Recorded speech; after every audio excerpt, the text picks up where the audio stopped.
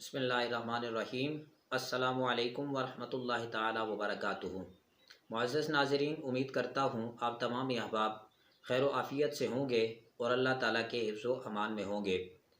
आज की इस वीडियो में हमने इस मसला को जानना है कि अगर नमाजी नमाज़ पढ़ते हुए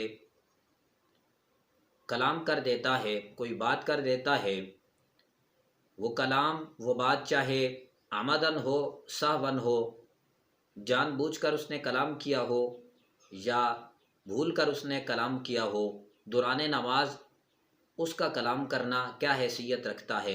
आया उसकी नमाज टूट जाएगी, फासिद हो जाएगी, या उसकी नमाज मुकम्मल करने से कामिल हो जाएगी? आज की इस वीडियो में हमने इस बात को देखना है। लेकिन इससे पहले अगर आप हमारे चैनल पर नए हैं तो चैनल को सब्सक्राइब करें और साथ ही बेल आइकन के बटन को प्रेस करें। इसका फ़ायदा ये होगा कि आने वाली लेटेस्ट इस्लामिक वीडियोस और आपके मसाइल का हल आसानी के साथ आप तक पहुंच सकेगा। अगर आप कोई मसला पूछना चाहते हैं तो कमेंट सेशन में आप अपना मसला लिख सकते हैं। इंशाअल्लाह कोशिश की जाएगी कि जल्द ही आप उसका जवाब मुहैया किया जा सके। तो नमाजी नमाज पढ़ते हुए अगर आमदन या सहवन भूल कर या जानबूझकर नमाज में कलाम कर देता है तो उसकी नमाज फासिद हो जाएगी या उसकी नमाज हो जाएगी।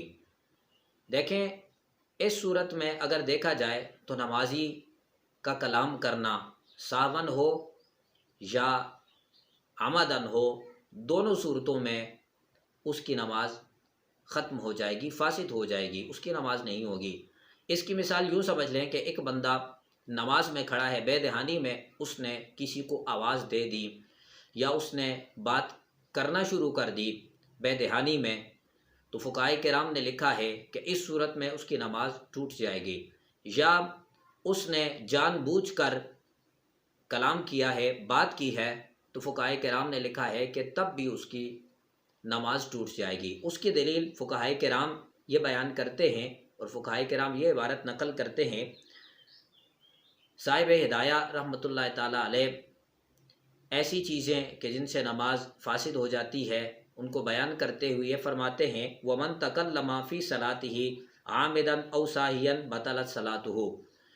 जिस बंदे ने जानबूझकर कलाम किया या भूल कर उसने कलाम किया, आमदन या सहवन उसने कलाम किया, तो बतलत सलातुहु, उसकी नमाज बातिल हो जाएगी।